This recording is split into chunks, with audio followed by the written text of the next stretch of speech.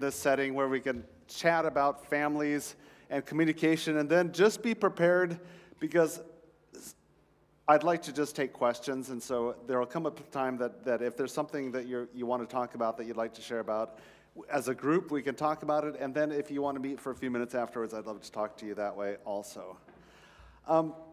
We're talking for this session about communication, and I think it's great because every family struggles with communication. I have been married now for 30 years, and you think I could have it figured out how my wife and I don't miscommunicate, but we do it all the time. I'll just say that. And so for me, talking with you this afternoon, this is just a reminder for me and my family, as well as hopefully it's something that's helpful for you of how important communication is. I think one of the challenges that we have is if we can't talk to our kids, then what do we have to really help them with? So we're going to talk about communication, and I think it'll be a lot of fun today. This idea of communication, I love Bible verses that we read really, really fast, and then as you spend time on them, there's all sorts of wisdom there. It says the plan of a heart is like a man is like deep water, but a man of understanding draws it out. Have you guys ever tried to get water out of a well? I remember there was once all three of my kids are adopted from China, and we were in China of all places, and there was this well that you had a rope and a bucket. And so my daughters were there, and they'd throw it in, and then they'd splash, and then they'd pull it up, and they'd be fighting over it because my daughters fight sometimes. So they're pulling it over, and it's smashing, and by the time they got to the top, the bucket was empty.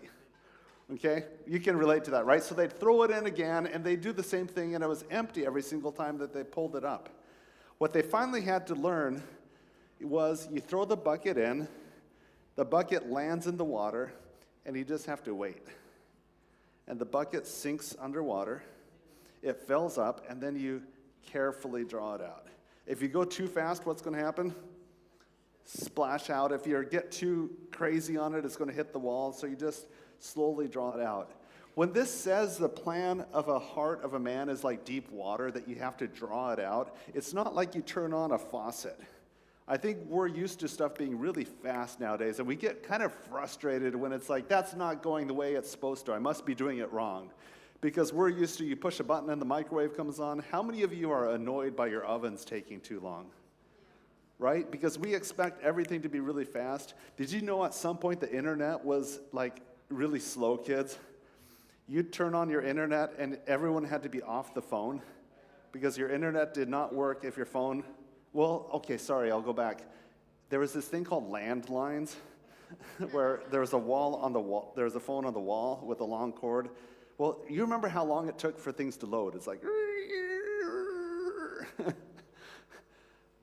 we hate for stuff to take time, and I think part of us realizes that everything in this world needs to be rushed, and what I have to say is great communication is rarely rushed. It takes time to draw it out of one another. I think this is funny because it says the plan of the heart of a man. A lot of us guys don't tend to share our heart that easy, right? And so the idea is that for even certain kids, it takes longer to draw it out. I like this verse because it says, let your speech always be gracious and seasoned with salt so that you may know how you answer each person. That gets even more complicated because each person has a different way of responding to stuff. We do this personality test at Project Patch with our kids and our staff. And I apologize in advance. Some of these animals are ones you don't have, I guess. But we have different personality types. There's a personality of a lion. You guys know about a lion, right? Big, strong lion. A lion just like goes around and roars. You don't have to ask a lion its opinion because the lion is telling you its opinion. You know how a lion feels because they roar it out. Lions make decisions from their gut. Lions just know what to do, okay? So if you know of a personality of someone that just is really like decisive, they always know what they want, you always know what they want because they tell you, those are the lion-type personalities. There's another personality called a beaver. Okay, so a beaver is an animal in the United States that likes to work all the time. The beaver's favorite thing to do is to build dams and block rivers and build houses. Okay, that's what beavers do. So if you have beavers over to a party, they would be cleaning your house. They would be like, have you ever had someone organize your stuff when you didn't ask them? You know, they're your silverware drawer, and they're just suddenly organizing stuff. They love to organize. They like to make sense of stuff. These are your people that are accountants, okay? They like to make sure all the numbers add up, all the zeros are in the right place. That's the beaver type personality. Hard work, organizing, crystal clear. Beavers make all their decisions based off of facts and information, okay? They need to know all the details, and if they don't have all the details, it's no, okay? They lead with no until they have all the details. Another personality type is what would be a golden retriever dog. You guys have golden retrievers, right? What you love about golden retrievers is golden retrievers just get how you're feeling.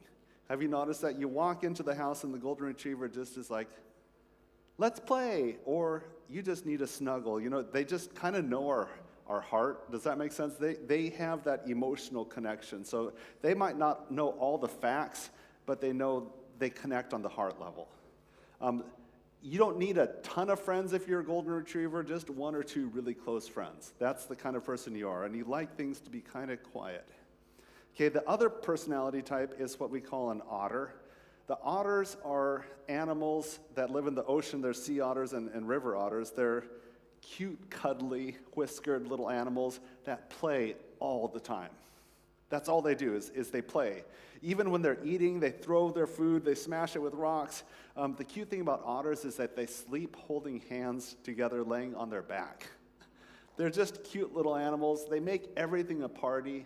What we think about when you think about an otter-type personality is that everything's fun, okay? And they're super optimistic. By optimistic, they think everything's going to turn out if you just tell the right joke or if you have the right fun. I tend to be an otter, optimistic side of it.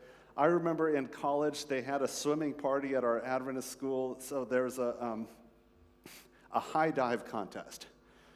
You know, we're talking high dive, not the short little dive, but high dive. And for some reason, I thought I could do okay with it because I had one really, really funny, thank you, Kevin. Kevin's adjusting my shirt here so I don't look weird. Good job. Kevin's not an otter.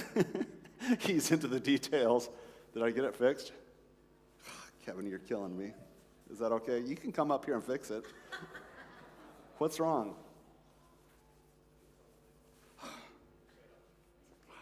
Okay, he's the detail person. I was in college again, and the high dive contest, I had one hilarious dive where I'd dive off the thing and I'd swing my arms around, and right before I hit the water, I would pike. You know what pike means? That means your hands and feet are going at the same time, and then I'd splash really big. It was hilarious. It was so much fun. So the first time we did the dives, I did a pretty good dive, and everyone laughed, and so I got into the finals. Now, kids, I will only tell you this part of the story if you promise not to do what my friend Doug did. Do you promise? Because Doug did something really dangerous. Doug climbed up onto the high dive, and then he climbed onto the handrail of the diving board. So he's standing on the railing part like this, and then Doug jumped out to the end. He one bounce, two bounces, and he's even higher, 3 bounces, and then he does all these flips, and he landed in the water. I'm supposed to follow Doug. There's money on the line, there's prize money, and so I get up there, and I tell myself in my optimistic brain, Chuck, things work out okay for you. And so I decided I was going to do as many flips as I can in the air to try to do more than Doug. I had never done a double bounce in my life, but I got on the end, and I was going to do 4 bounces, but I did 1, and I was way off the thing, and then I hit another time, and I'm like, this is it. I'm going to die if I don't go right. So I went off the diving board, I tucked my head, I got into a little ball, and I started spinning around in the air. And then I thought I spun around enough that I'm just going to do this beautiful dive. I went flat, and this is the sound that it did as I hit my back on the water. And I could not breathe. That's the sound I was making. My back immediately got bright red welts all over it. And, okay, so I was a freshman in college. You don't want to cry in front of your friends. Okay, but my eyes were just watering. Luckily, I was in the pool, so I was splashing my face in the water. I got third place and $15. Was it worth it? Yeah, I got a great story out of it. But that's the optimist. You talk to a person that's an otter, you'll never finish your homework if you keep playing that game. And they think, oh, I'll probably get it done. And sometimes they do, sometimes they don't. So you've got all four of these personalities. It's really wild because these personalities annoy each other. So golden retriever is all about feelings. They process information really slow. So if you say to a golden retriever, hey, let's go out to eat and you choose. That golden retriever hates choosing things. It hates making decisions about going out to eat because they want everyone to be happy. Okay, so they want to go where you're happy. They'd rather be unhappy than make other people irritated. The lion knows exactly what they want. Okay, the beavers out there, knowing which place is the cheapest, which way has the shortest lines, they're doing all the facts to make their decision, and then the otter's just out playing around, annoying everybody. But do you sense that when you're communicating, what we find a lot of times is there's kids that might be more of a lion or a golden retriever personality, and mom likes all the details. So they say to their mom, Mom, can I go to a friend's house?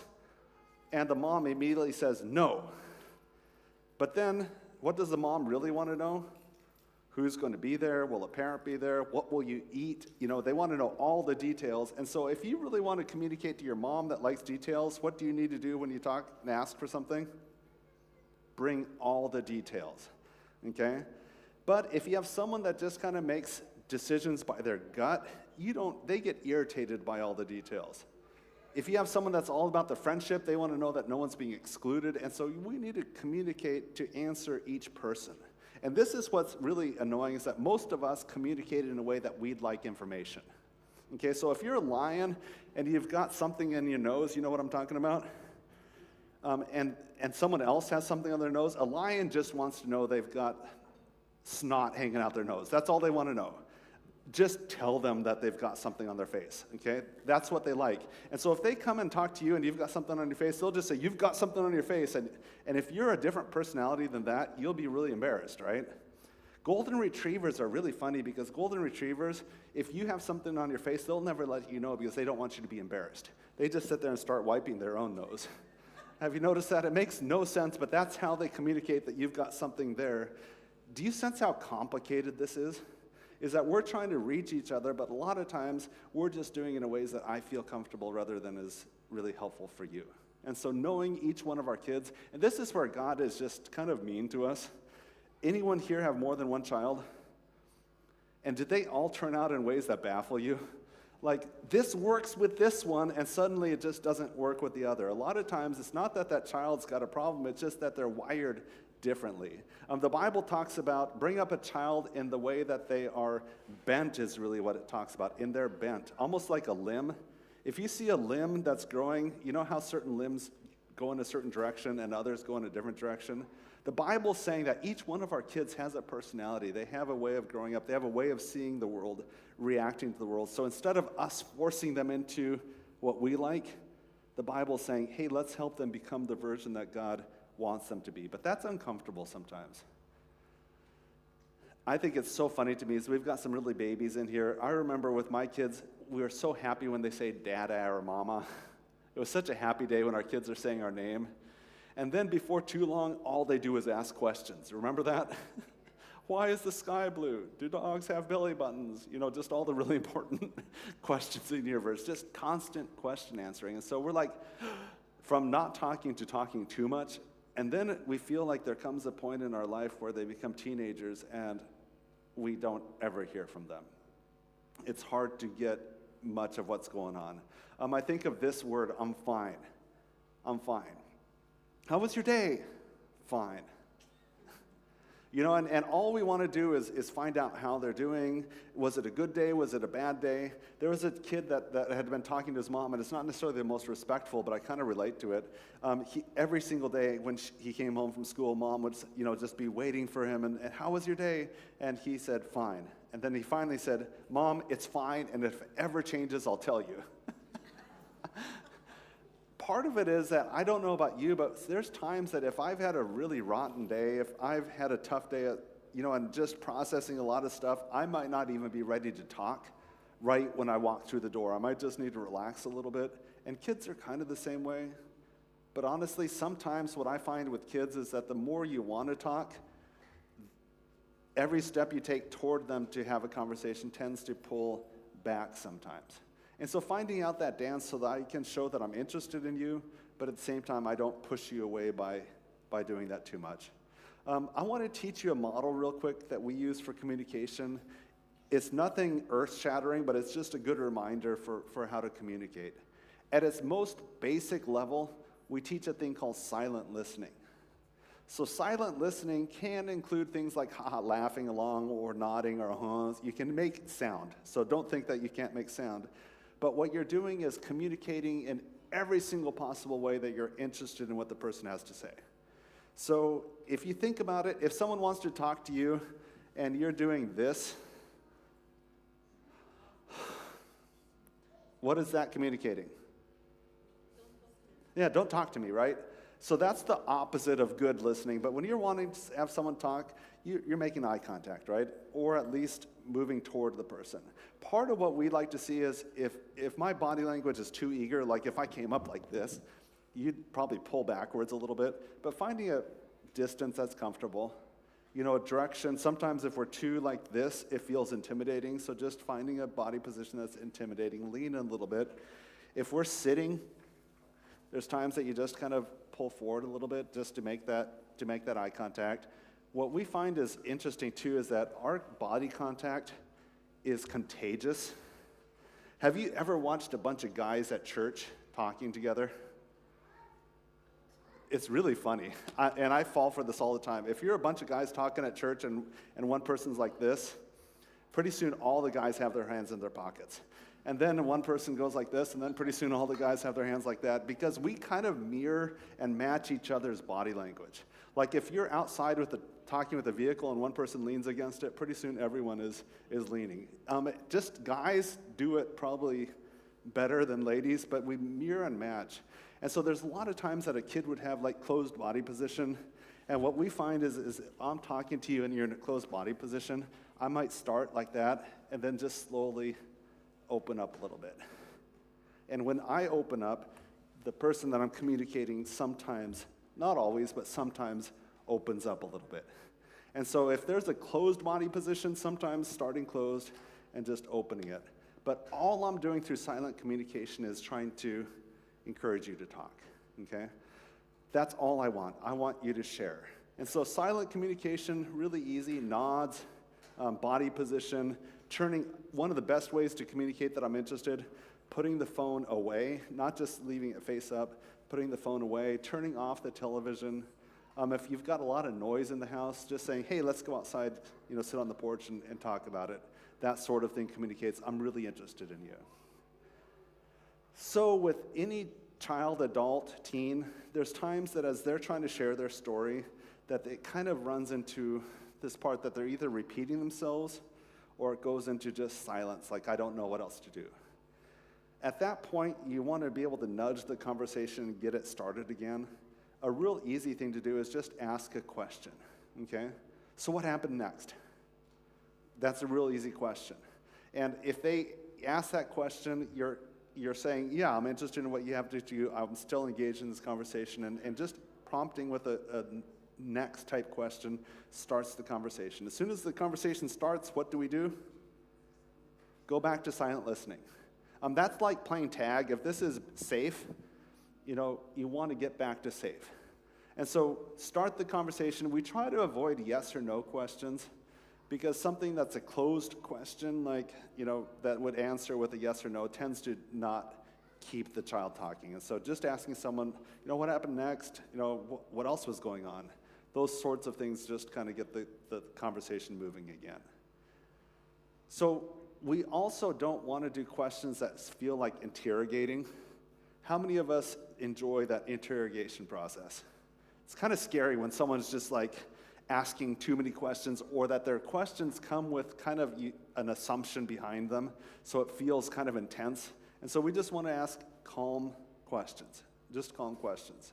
Go back to silent listening. There's times that you're silent listening, a question doesn't seem like it quite fits, and so that's when we do a thing called paraphrasing.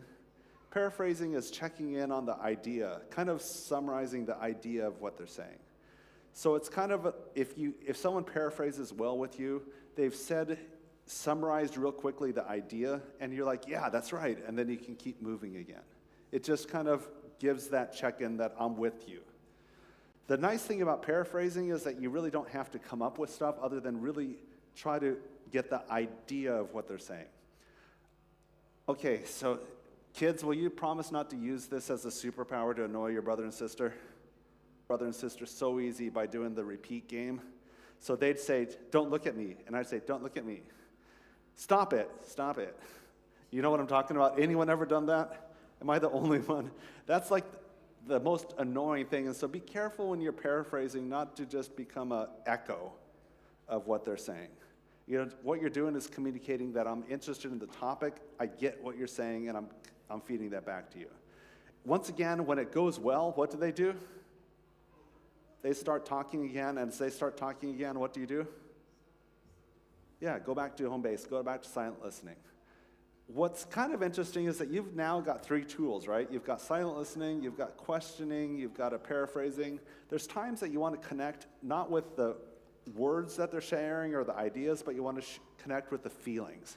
Okay, that must have felt awful. That felt, oh man, that must have been embarrassing when that happened.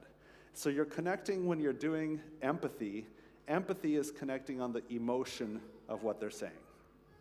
And what I find is a lot of teens just want you to get how hard it was, why they're frustrated by it, why they're still thinking about it. And so when you connect with the feeling, they're like, exactly, yeah. It really helps that conversation go. Here's the danger, is that we had a girl in our youth program. She had been with us for quite a few months, and her mom came to visit for a parent weekend. And her mom, when she was similar age to the girl in our care, had gone through another residential program. So she, as a teenager, had gone through a residential program. So the daughter's sharing about things that she's learning. She's sharing about stuff that she has to do. And every time she shared, Mom would say, I know exactly what you feel, and she'd start telling her story. What she did every time was rip the spotlight from her daughter and shine it on herself, okay?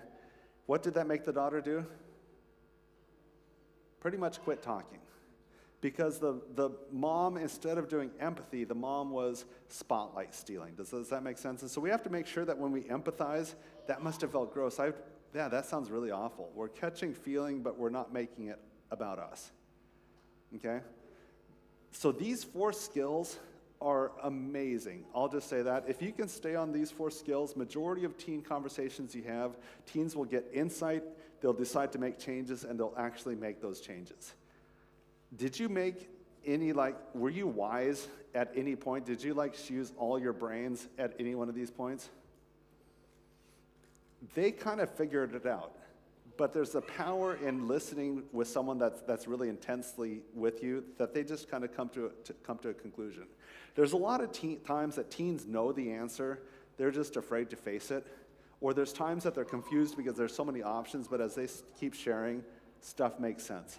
So if you've talked to a teen and they're saying, I think I'm going to stop vaping, that's a really good time for you to just support them. They've made a decision. A lot of times we'll use a phrase like, wow, I bet you're really going to be glad 2 years from now that you made this decision. Or that sounds like it's going to be hard, but I bet you're going to be really glad you did that. You're supporting the wisdom that they're doing. Here's the dangerous thing about supporting is that sometimes kids come to us because they want support from an adult.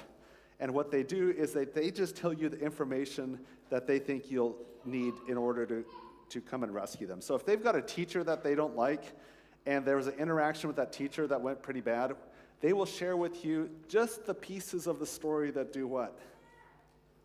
Get you on their side, right? Yeah, it sounds like you were really mistreated, right? So they get our support, but did we have the whole story? No, we have to be really careful once we give support, because there's times that we support wisdom, there's times that we can support manipulation. Can you tell the difference all the time? No, it's hard, but we try to support good decision making. Here's where it's kind of interesting is that you notice these skills.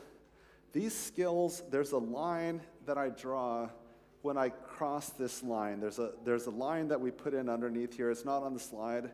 But what we do is everything below this, we ask permission to do. Okay? And the reason we ask permission to do is that, first of all, we don't want to waste our time. Okay?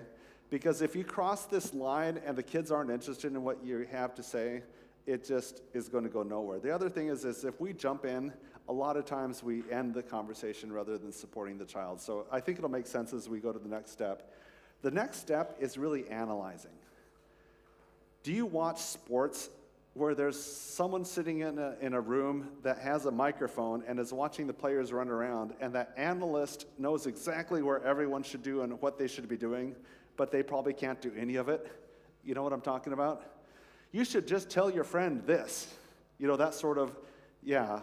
Analysts typically are breaking apart all the pieces that are happening. So this happens, to this happens, to this happens, to this happens, and they start controlling the conversation. Analysis can be really useful. So for our youth program, we do a thing called dialectical behavior therapy. It's a coursework on emotions and regulating ourselves. And part of that skill set is for me to learn how to say, at that point, I did something really destructive, but it helps me know that at this point, what was my emotions like? Was I hungry? You know, did something else that I was supposed to do go unresolved? Did I have, and so we start looking at a thing called chaining. So what all happened in the chain leading up to this explosion? Okay, so analyzing can be really useful, but that's done in partnership with the kids with permission when everything's calm, okay? But if I just went to a kid and said, you know, let me tell you all the things that you're doing wrong, that's not that exciting. They're going to shut that off. And so, hey, I've got some ideas on maybe some different ways of looking at what happened. You interested in hearing about it? And so that's where you start analyzing the situation. Another one is evaluating. Analyzing is just kind of breaking down the pieces. Evaluating is like, this was good, that was bad. It starts giving that judge role in it. Once again, you can be really helpful when you evaluate stuff, especially if they're trying to make a decision. But this is the scary thing. It starts becoming you that's in charge of the conversation, not them. So sometimes asking evaluating questions is really helpful. Is there any other way of seeing that? Or, you know, it sounds like maybe you wish you hadn't said that. You know, those kind of evaluating comments. You can go back to silent listening and really good stuff happens. What we find is at this point, a lot of times when it gets to analyzing, evaluating, we're getting into lecture mode. We're just giving our speech, and then we get to the pinnacle of helping our kids by giving them advice. Okay, the Bible says advice is like silver apples. I'm not sure what use silver apples are, but they're not for daily consumption, let's just say that. Advice, especially advice that's not requested, typically isn't put into practice. Let's just say that. So part of this model here is that each one of these can be useful at its right time, okay? These are all tools in conversation, but what we say is if you're at the top in silent listening, you're pretty safe. You're not going to be giving bad advice. You're not going to be taking the spotlight of the conversation. You're going to be helping the kid process. If you're down on advising level in that red area, you're kind of on dangerous ground. There's times that you don't know the whole story. There's times that you're giving advice that might not be helpful, and you're sending a message to your child. When you're in green, what you're saying to them is, I think you can make it. I think you can figure this out. I think you're capable of figuring it out. But if you're down at the other end, you're communicating to them, and it might be hard to read, but you need me. You can't figure out your life. You're dependent on me, okay? We want to raise kids that can make good decisions, right? That's our goal. And if we want them to make good decisions, that means that even when we're not around, they're making good decisions. So what's interesting about this model is that this is exhausting. It takes a lot of effort. If you're at the store and someone says, you know, how are you doing? And you're like, I'm doing fine. How are you doing? And suddenly you lean in and do all the body language, set your phone down. That would be kind of creepy, right? Because that conversation doesn't deserve that much investment. What we're talking about is those moments that you know your child is open to sharing their heart, having that connection. Does this connection come at a convenient time? I mean, can you think of the last deep connection you had, even with your spouse or your kids? Did it happen at a time that you're like, oh, that was convenient? My wife the other night texted me. She had tried to go to bed early because she was really tired, and our daughter came into the room, and 2.5 hours later, my other daughter went to bed. So 2.5 hours after she planned on going to bed. Was my wife happy to have that conversation? She was thrilled to have that conversation because our daughter doesn't always open up. Was it convenient time to have that conversation? Did she have the energy at that time to do her best listening skills? Probably not, but she worked hard at it. So that's, when we look at communication, on our best days, this is easy, but we rarely get a chance to practice it when it's easy. We're usually tired, they're usually tired, it comes at a time. A lot of kids' stuff comes up at nighttime. If you've got multiple kids, it all comes up at the same time. And so we have to say, have patience on yourself, but as much as possible, silent listening, simple questions, paraphrasing, and really getting that empathy going. Really, really useful. I took this model from someone else, and the only thing that I did to customize it was I added the colors and I flipped it over. This model used to be with silent listening at the bottom as a base, which it is a nice base, and advising at the top. Any idea why I flipped it over? What? Humorous, that is, I do try. For part of it is, my character is, I'd like to climb mountains. You know, when I see a mountain, that's my goal. Does that make sense? And so for part of us as communication is that if we're not careful, we make advice our goal, is that's how I contribute to the conversation. And so when I flipped it over, it was just to kind of remind myself that I'm not trying to get there. Okay, if it happens, I'll do advice, but that's not my goal in the conversation. I want to stay on green land, green areas. Some communication breakers. Kids hate lectures, and they tend to tune out really, really fast. So even what we're doing today, your kids have tuned out long ago, some of them. Because a lot of times we give on and on and on and on and on lecture. Are you listening to me? You know, look at me when I'm talking to you. And all that just doesn't help. Our kids are afraid that we're going to overreact. And so a lot of times they don't tell us the whole story because they think that suddenly we're going to go crazy and change their lives and not let them play with their friends and take them out of school and just go nuts. And so very careful about overreacting. Breaking confidence. There is stuff that we share if the kid's safety is in line, but if it's confidential, I don't share it without your permission. This can get a little complicated with marriage because if one of the kids in confidence tells the other person, should we tell both people? It kind of depends if safety is involved, but if it's not a safety issue, we try to keep stuff with who it needs to be with. Okay, we don't share stuff with siblings, we don't call uncle and aunts, we don't share it at church, we keep confidence, and our kids are more likely to talk. I have a daughter who's very sensitive to voice volume. Okay, I think that I'm talking calm and slow and quiet, and to her it sounds like shouting. Okay, and so for her, especially when things are emotional, I have to really extra bring my voice down, bring my energy down, because it just feels really awkward to her. Anyone else feel that way or experience that? Yeah, same, and it's just everything, and what I appreciate about it is I think it is loud to her. And I think sometimes I don't realize that I carry an intensity. Sarcasm, I tend to use sarcasm in ways that just sometimes is painful. And so be really careful about that. Joking and sarcasm, I'm an otter, so I think if I could just tell the right joke and make everyone smile, everything's going to get better. And that sometimes really, really hurts things. We have parents that believe that they can use silent treatment and that their kids are going to notice and change something, and what we say is silent treatment just is not a communication tool. Our kids might actually appreciate it when we're not talking anymore. And then dominating body posture. What I mean by that is where there's a child, especially our young ones, getting down at their level, making eye contact instead of when we ask them to do something. There's times that if you've got a child that it's hard to get their attention, just lightly put your hand on them and just make that eye contact before you ask them to do something. Quiet voice, make eye contact. If we do it from a dominant position, their brain is doing fight, flight, freeze. Okay, and when our brain is aroused in flight, fight, freeze, you don't hear anything. Okay, all your brain is telling you is run. And so we really want to connect with our kids at a face-to-face level. I love this quote by Carl Rogers. Carl Rogers is one of the first psychiatrists that actually gave patients dignity. So if you look at Freud, some of the psychiatrists that were working, it was really like, here's the problem patient with their problem mom, and that was kind of the model. And what we're saying is that Carl Jung just really saw the person with dignity. He said, I'm interested in you as a person, and I think what you feel is important. I respect your thoughts, and even if I don't agree with them, I know they're valid for you. I want to understand you.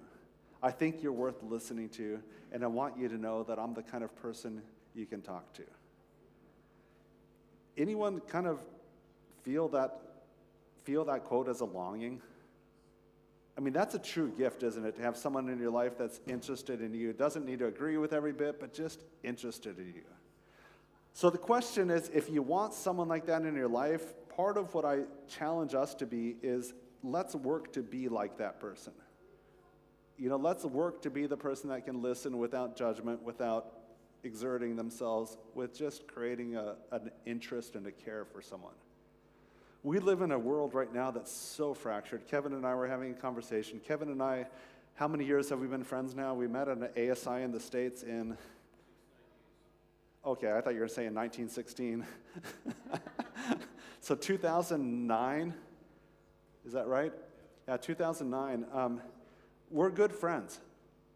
We're politically different. We have differences, but we have huge mutuality and a huge respect for one another. And so when we have conversations, we can listen with respect, which I love. So we have a great time together.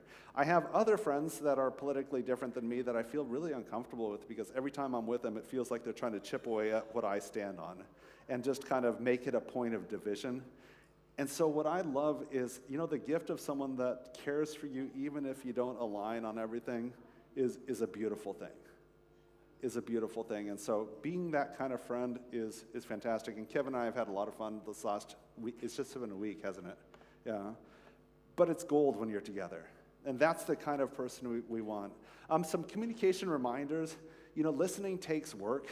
Be willing to put in that work. It just takes effort.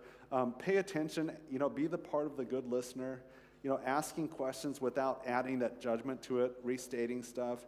Then be aware of their nonverbal. And so if they're saying fine and crossing their arms, they're probably not, but you want to be able to press into it. These are some barriers to communication. Communication styles. Remember that if I'm blunt and the other person's emotional, that can create a difference, so I want to be aware of that. Do they back up or lean in when I talk to the person? Am I watching for signs of interest or signs of pulling out? Emotion, we call this idea, when we talk about the human brain with our kids, I don't know if you've seen the model, there's base brain, which is that reactive, senses are all coming in. This is that part that controls motion, movement, the whole adrenaline system to save you from stepping on a snake, all that's here. You've got the midbrain, which is the limbic system. The amygdala and the hippocampus are emotions and your part of your brain that does memory. That's tucked into the center part. This part of the brain is reactive, okay? So by reactive, I mean that if you get whacked on the knee, you kick, right? It's not a thoughtful response. It just happens really, really fast. This base part of the brain has all of the senses going into it, so it's constantly getting information. It's processing what I need to pay attention to. The limbic system has one sense going into it. Do you know what sense that is? Smell. Isn't that interesting that smell is so tied so closely to emotion and memory? Does that make sense? You can smell someone and you're transported in time. Yeah, smell a flower, smell a place, it's a grandma's house. I remember we had a quilt at our house. My grandma's passed away, but it smelled like my grandma's house. And I won't let anyone wash it. And she's been passed away now for 20-some years, but there's still, if I bury my face into it, I'm transported through time, right? Because that's the limbic system. These are highly reactive systems. What it does really, really quickly is either tell us that I want more of something, so I want more of this in my life, or it tells us to push it away really, really fast, okay? Without even thinking about it. Is it making the right decision? Sometimes, but a lot of times it's preventing us from growth because it pushes away pain that could be helpful for us, and sometimes it accepts pleasure, which is destructive for us. Okay? So the limbic system does that really fast. Luckily, God gave us what we call the prefrontal cortex, the PFC. It's that squishy part of your brain up here. That's the part that does what we call executive function, the ability to order our thoughts. Okay, so if this happens, then this happens, then this happens. It's structured thinking part of our brain, okay? And so with this part of the brain, when you're whole, with an adult brain, from when you have an impulse to the part that your prefrontal cortex responds is about 3 seconds, okay? 3 seconds is a deep breath, so take a deep breath with me. How many of you have done something really regrettable in less time than that one breath? You get a text, and before you know it, you're, I'll get them back. Or someone bumps into you, or someone pulls into traffic in front of you. The prefrontal cortex hasn't come into play, and you're reacting, what we call flipping our lid, okay? So when you flipped your lid, what part of your brain is doing the thinking? Your limbic system, your emotions and your memory. And so you're fired up. There's sparks flying really, really fast. For a child brain or even a teenager brain, it's about 10 seconds from impulse until their brain's involved. 10 seconds, okay? Maybe longer. For me, I had head trauma as a kid. I skied and I rode bikes and I rode skateboards, so I probably had a little less healthy brain because of concussions. But in a healthy brain, it's about 10 seconds. How many of you, 10 seconds seems like an eternity sometimes, doesn't it? When you're mad, when you're frustrated, when someone gets in your way. And so what we say is, if an adult and the teen are both in the emotional state, what's going to happen when you try to communicate? Sparks are going to fly. And so what we have to do is take time, take breaths, take a walk, anything we can that if we're going to communicate, let's do it with our brains intact, okay? Really, really important. If the teen's brain is still sparking and the adult's brain is together, what do you have to do? What we call co-regulating. With a little child, if they're dysregulated, that, like a baby crying, what does a parent do? Soothes them, calming them, matching breathing, rocking. With a teen, are you going to do that? It could be awkward. Come on, baby. But a snack, a walk, a movement, those things can help with regulation. Gender differences, I'm going to do that in a minute because it'll irritate most of you. Lack of tools. A lot of times we just don't have the tools in communication. Filtered listening. This is where you're just listening for something and nothing else gets through, okay? And then having an agenda. How many of you have ever had someone make you think that you have a choice, but they really are just trying to tell you what you have to do? To me, that's the most annoying thing that parents do, is that all you want your kid to do the dishes, but you're like, the dishes haven't been done yet. Okay.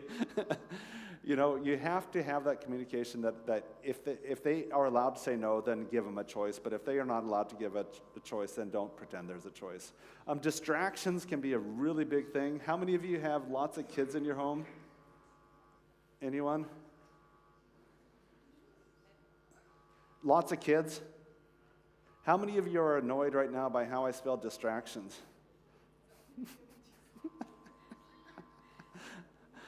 I did that on purpose, mostly because there's some people in the room here that as soon as they see that typo, they cannot hear anything else because they're so distracted by distractions, which I love.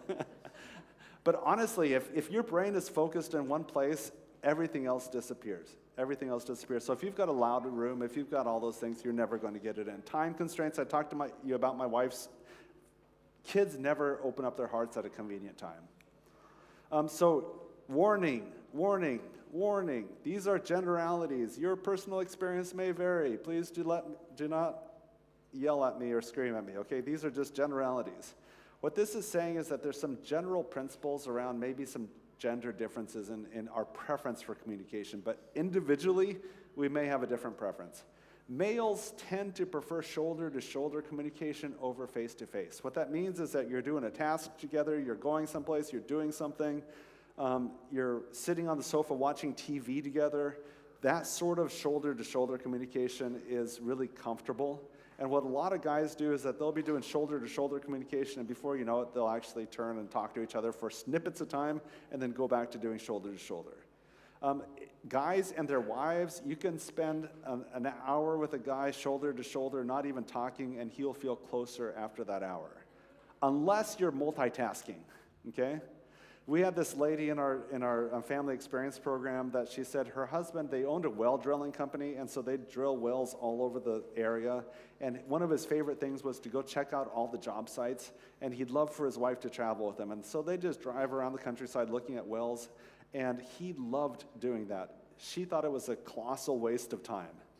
Okay, what's the point of all this time together? Because you're not even talking to me hardly, and we just drive around. Guys like shoulder-to-shoulder time. It just makes them feel value. It's an amazing thing. For Project Patch, we actually assume that most of our kids, shoulder-to-shoulder is the best form of conversation to get conversation flowing. So our therapist sessions, if you saw in the video, you see how beautiful our area is. A lot of our therapist sessions happen just walking around our campus, doing loops around the buildings, walking in the front. They'll stop and have a conversation sometimes and keep going.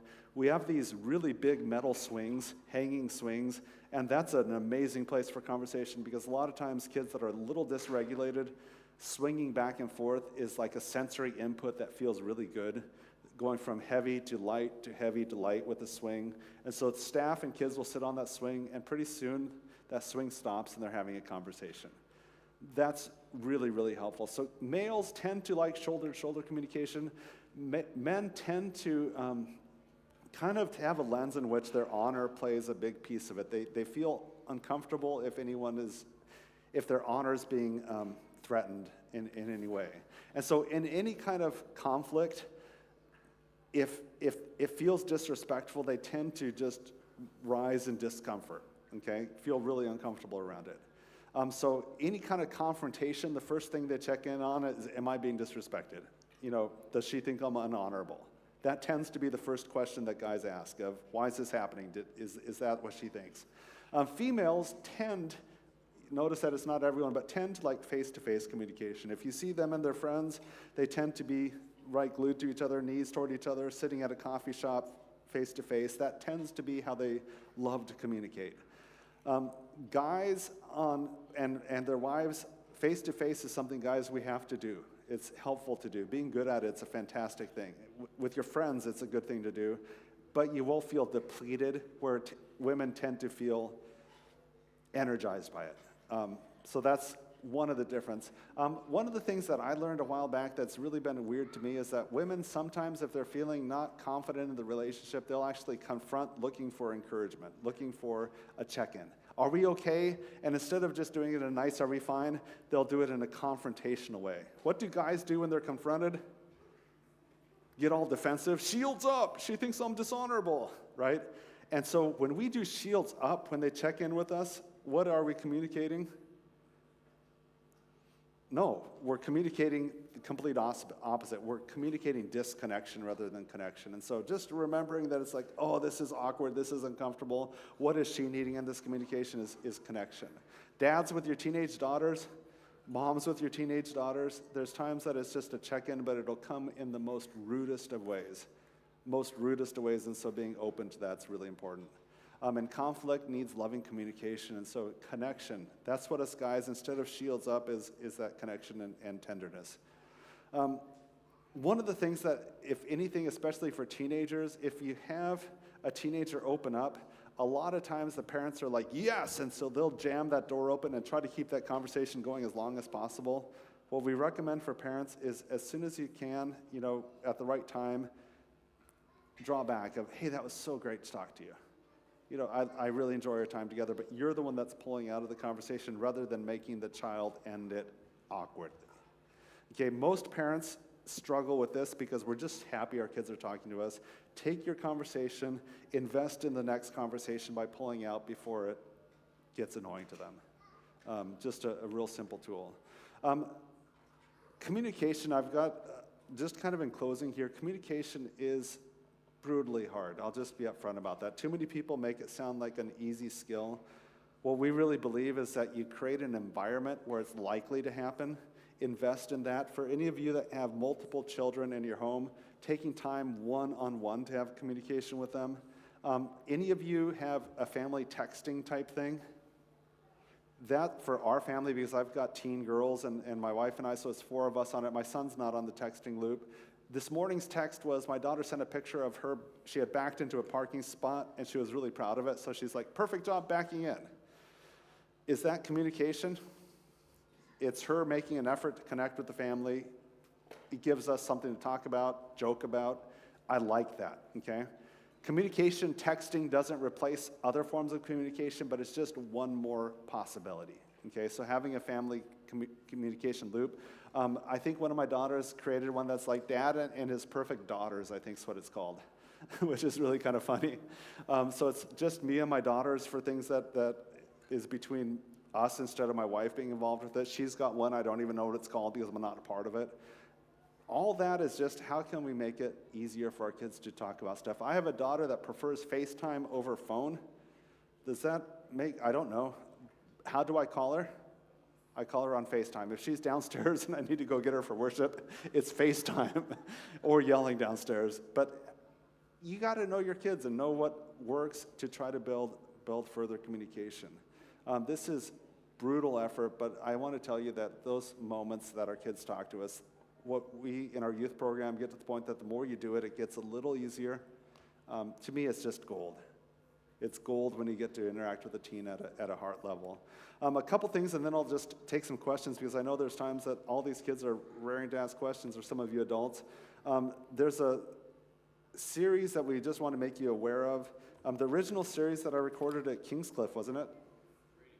Reedy Creek was Life Ready Kids. It's a curriculum that we did, 12-part curriculum on technology addiction, covering things. There's a communication section in there, but things like pornography, social media, video games, not from a point that we are coming out to be angry at kids, but from a point of how do we raise kids that can manage their own devices, turn it off when they need to turn it off, what to do to help our kids when they get stuck in addiction. That resource was 2019.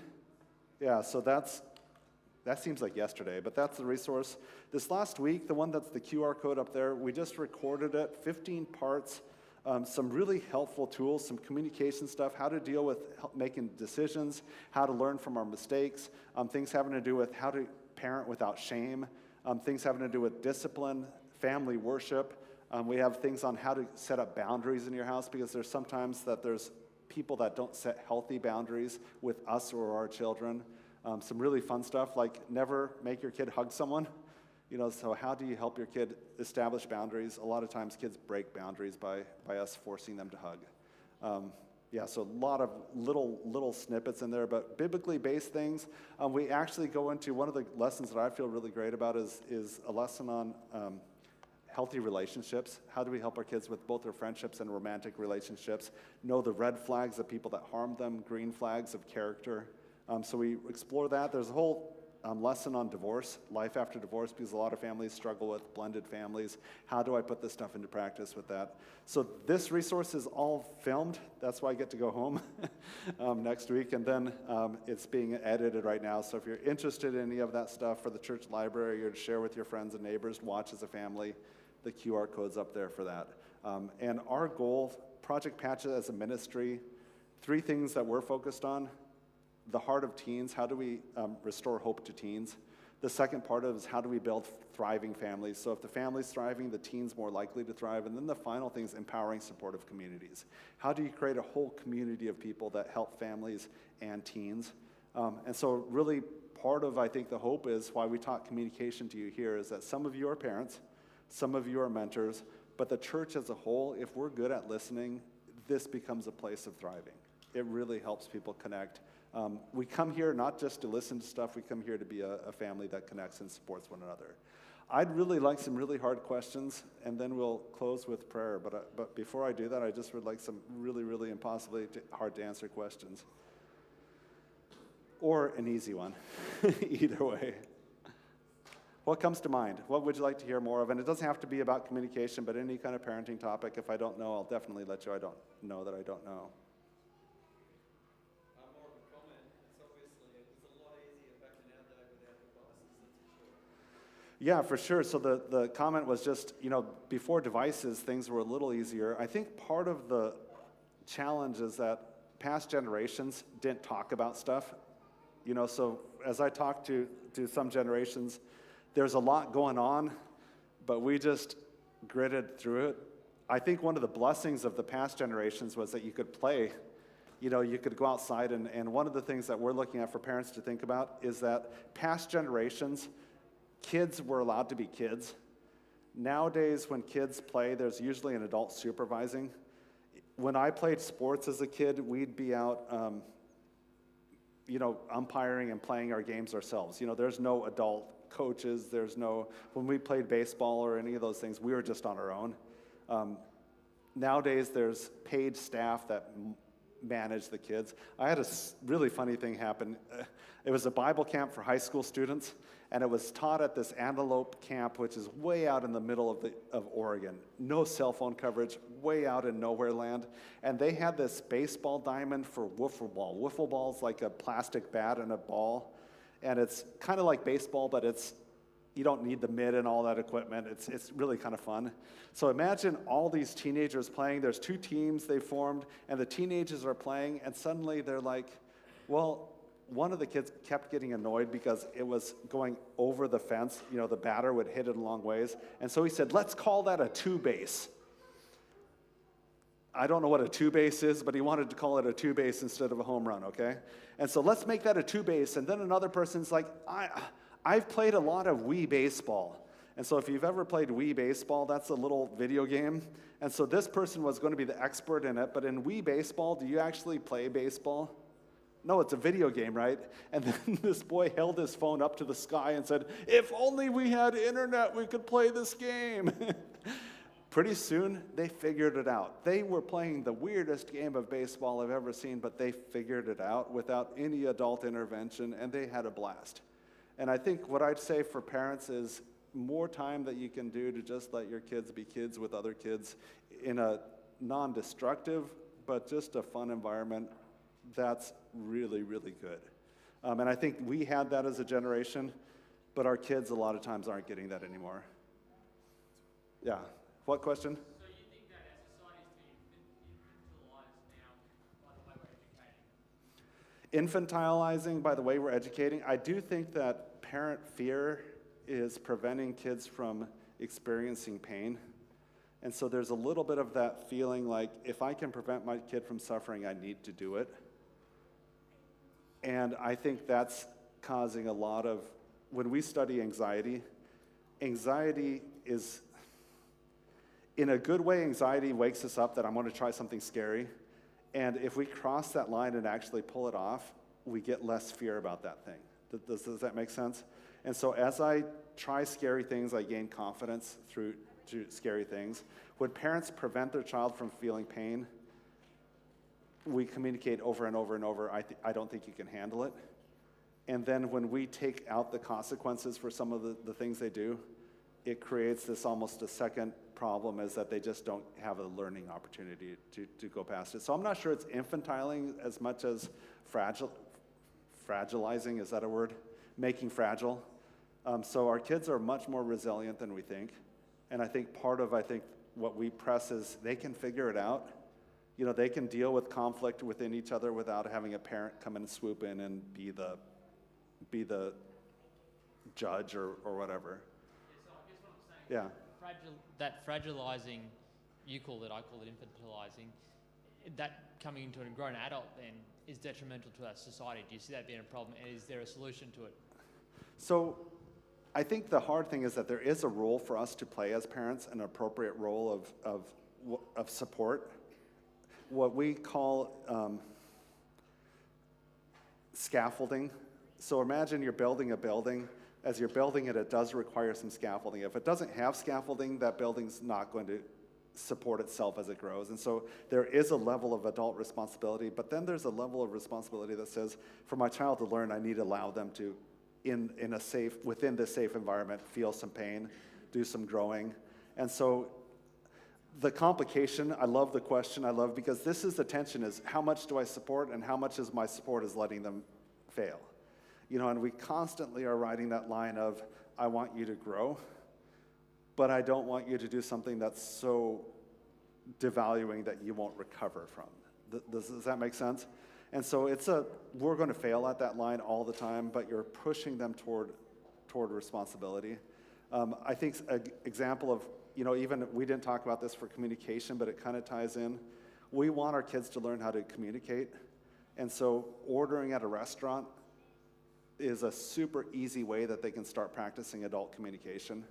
But a lot of times it's annoying because they might not speak out loud enough, and so parents order for their kids a lot. And so what we say is, as soon as you can, get your kids ordering for themselves.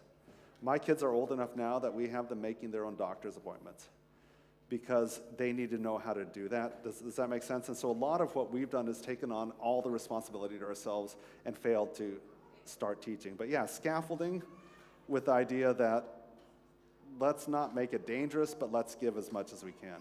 Is that helpful? You have something to back it up?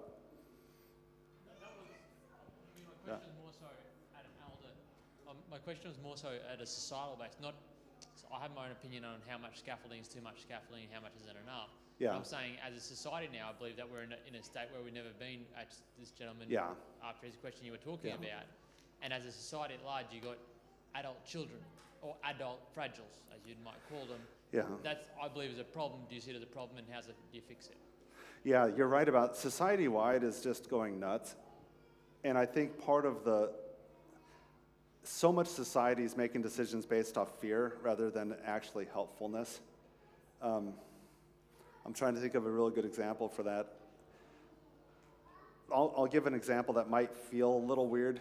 In the video series, we talked through it some, is that we teach, at least in the United States, stranger danger. So what's the purpose of teaching stranger danger? We don't want our kids to be molested, right? So does that sound like something that, we don't want that to happen, so we teach stranger danger. Here's the question that you ask is, who molests kids? Percentage-wise, strangers or people that we know and love and care for? Yeah, it's typically close family, it's a relative, it's a neighbor, it's a church person. So that's not a stranger. That we're not saving anyone from pain by teaching stranger danger. It's almost like, I was joking with someone the other day, is that imagine that your chance of getting hit by a meteor while you're driving is what percentage? Really, really small, right? Highly unlikely to happen, but imagine all the driver's ed was meteor hit prevention. It could happen, but it's more likely that other skills would be needed. And so when we teach stranger danger, it's easy to say, it's really easy to define. As a society, there's crazy stories of strangers abducting, and so yeah, it happens. But majority of our kids would be served way better with us teaching tricky people. Tricky people is that idea that people you really like, people that you enjoy being around, might not always have your best intentions. So how do we identify when someone's being tricky with us? And that's a way harder thing to teach, but it's more likely to protect kids. But I think as a society, we teach an easier lesson rather than the needed lesson. And so part of what I think we try to press as a ministry is how can we really call people back to something that's useful for kids rather than easy. And then, yeah, you're right, is let's let kids be kids. I was at, where's that town? Way out in the middle of with all the grapes. What? Not Stanthorpe, the place southern with, they had a school there and they had bush play. That's what the school had for recess. They called it bush play, and they let the kids build all sorts of stuff. And I said, did anyone get hurt? And go, yeah, the first day we had broken arm.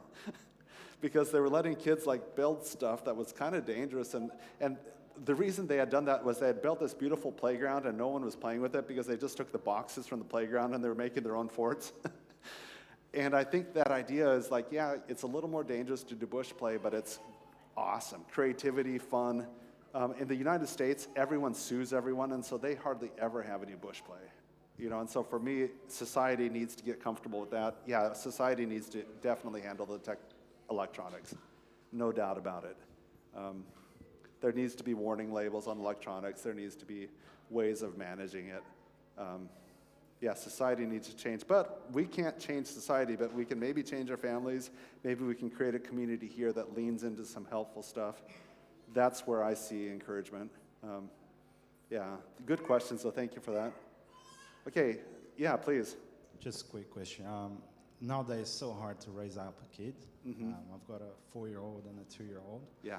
And you go on social media and psychologists and everything, and one says hit the kid, one says don't hit the kid, one says scream to the kid, one says don't scream to the kid, one says time out, no time out.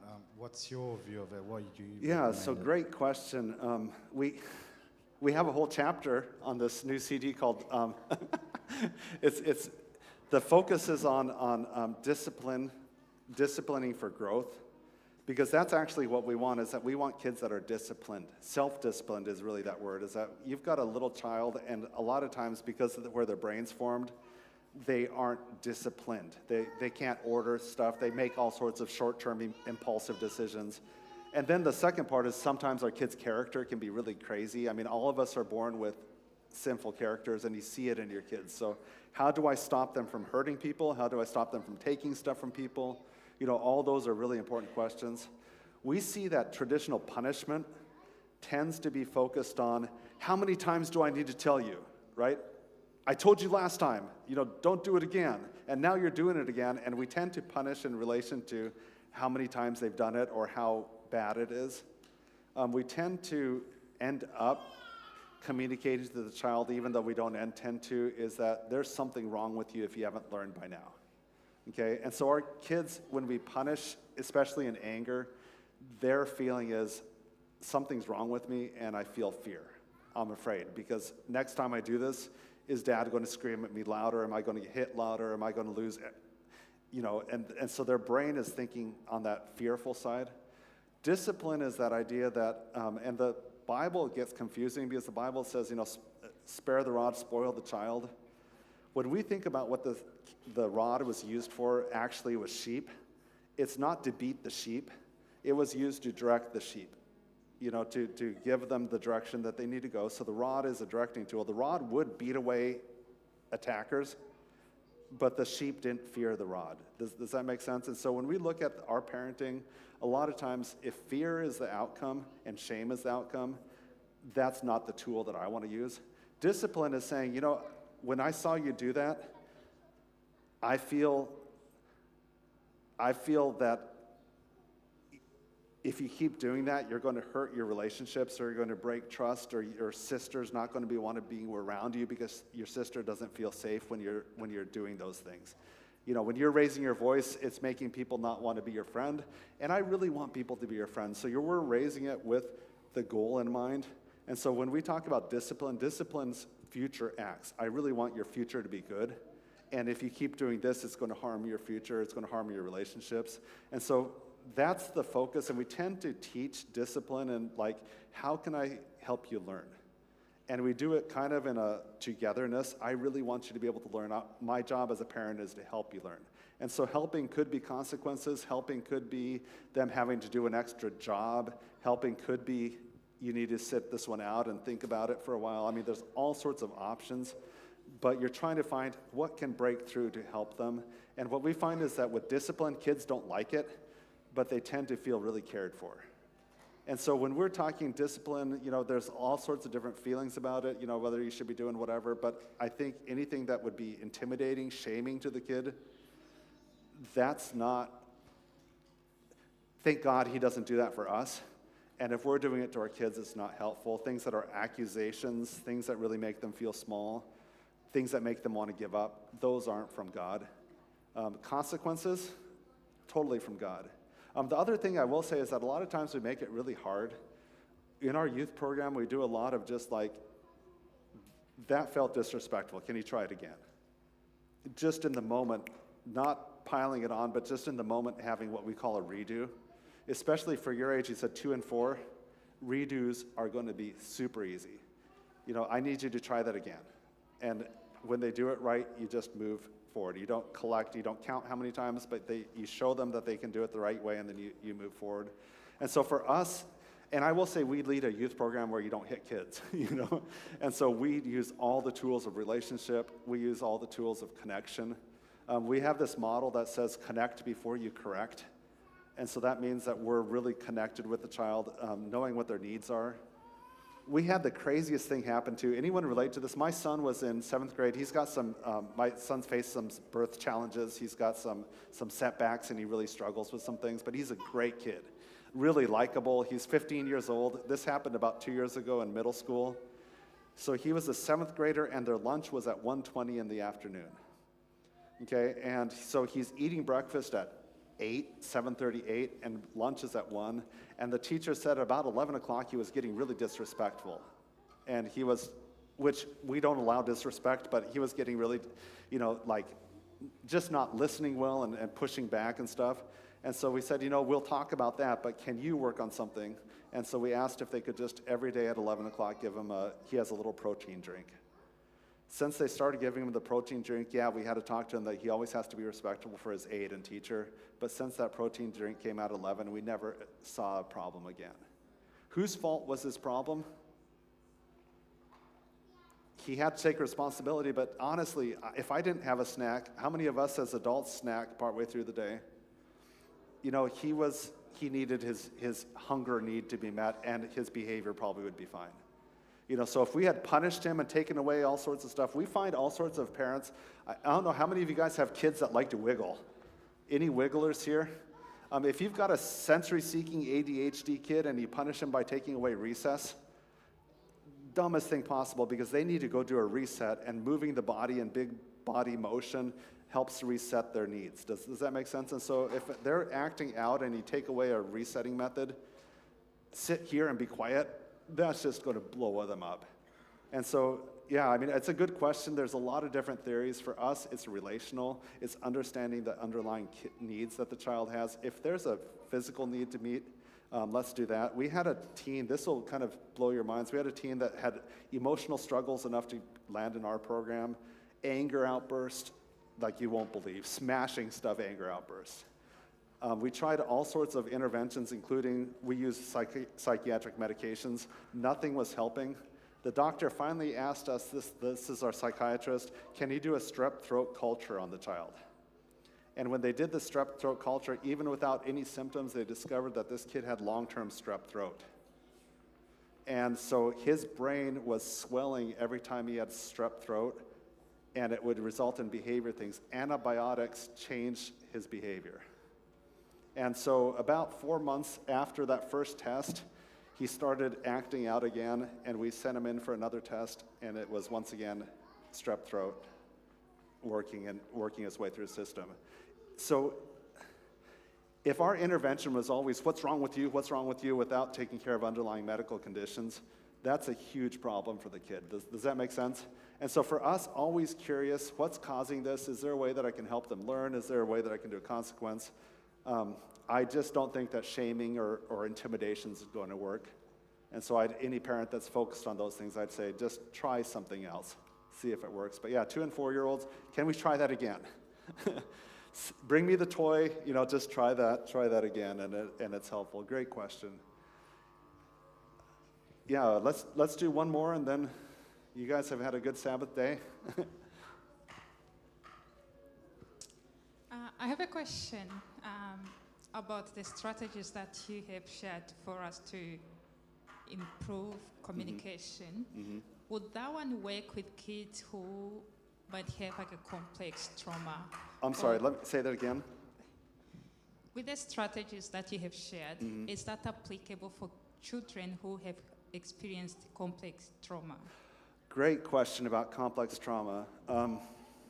Yes, and complex trauma makes everything a little bit harder. We're a trauma-informed program, and so all of our children at our youth program have gone through trauma. I'm an adoptive dad, and so all 3 of my kids have gone through trauma related to that. And what I'll say is that our trauma always is in the background. And a lot of times, trauma makes kids feel unsafe in perfectly safe situations. And so any of the skills that you can to create safety, what we find, especially for a kid that's in a trauma response, if I can meet your need before doing anything else. And so if a kid's acting up, we'll show up with a juice and a cheese stick or something like that, because I show caring through food, I show caring through providing for you. Okay, and so really creating an environment that supports that. What I see too is that there's a lot of parents that are like, I need you to just be still so we can talk. For a child that's gone through trauma, like I said, our swings are really good input. Fidgets are really good input for a kid that is too intense to sit in quiet. Being able to walk and do something, all those things tend to bring a child to a calmer state so you can have that conversation. We talked about volume. Be really aware that they might hear things differently through their lens of reaction. Their lid's going to flip much faster, and sometimes in a conversation they're going to go poof, poof, poof, poof, and so you just need to hold space, take time. But yeah, trauma's everything. And what I have to say is those poor kids that have gone through trauma, just have compassion that if they could handle themselves without exploding, they probably would, because it's not fun to explode. But yeah, I think for most of us in the world nowadays, just assume that if you're talking with someone and they're really struggling, they're probably having a trauma reaction. And so the calmer you can be, the more helpful you can be, give them a snack and then have that conversation, but don't push too hard, is really helpful. What we'll do is we'll close this time together, and then I'll stick around for Kevin. We have some time, don't we? Yeah. Yeah, so I'll go into the back of the room if anyone wants to talk.